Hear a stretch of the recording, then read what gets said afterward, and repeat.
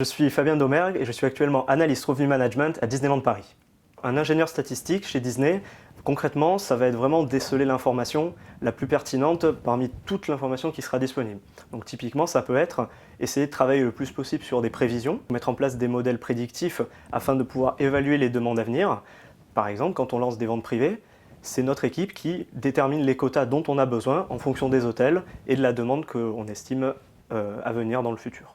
Alors pourquoi Disney et le divertissement? C'est justement parce que c'est dans ce genre de secteur où on attend le moins peut-être un statisticien, contrairement par exemple à des banques ou à des sociétés de conseil.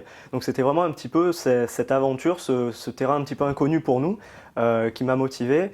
Et d'autre part, Disney c'est quand même une structure très importante qui a beaucoup de challenges à relever. Et donc c'est là aussi où il y a de quoi apporter de nouvelles solutions et surtout de nouveaux points de vue, notamment grâce aux statistiques pour aider à mieux comprendre leur business. Si quelqu'un veut évoluer dans le même secteur que le mien aujourd'hui, je pense que la première chose à faire, c'est vraiment de ne jamais abandonner, de vraiment y croire et de se donner tous les moyens possibles d'y arriver. Et la deuxième chose, c'est qu'on a la chance à l'ENSAI d'avoir une formation qui est très technique, qui nous permet de répondre à des besoins vraiment spécifiques. Et donc le but, ça va être maintenant de développer un petit peu la communication et surtout le partage de cette connaissance avec les autres corps de métier. Par exemple, à Disneyland Paris, on a vraiment un corps de métier qui est très très large.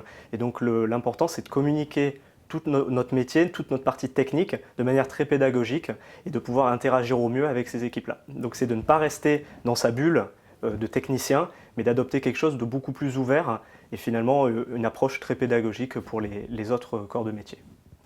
Alors, est-ce que le métier de statisticien sera le plus sexy? Je ne sais pas. Une chose est sûre, c'est que j'aimerais bien que ça soit un des plus sexy.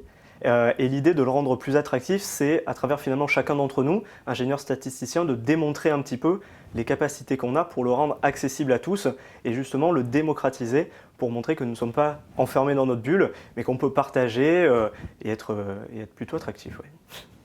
Ma plus grande fierté aujourd'hui, c'est de participer à la magie du séjour de nos visiteurs, puisque notre fonction est quand même un petit peu plus en coulisses, mais au final, on participe également à l'émerveillement de leur séjour. Et comme on dit, faire rêver, c'est un métier, et on l'éprouve vraiment aujourd'hui, et c'est ça ma plus grande fierté. Ma formation, ce qu'elle m'a apporté principalement, c'est vraiment ce professionnalisme, et c'est cette capacité d'adaptation à n'importe quelle situation, puisqu'on a une partie qui est très technique, et en même temps, le moyen de la communiquer auprès de tous les interlocuteurs avec lesquels on peut être en contact. Pour moi, les modèles, c'est quelque chose.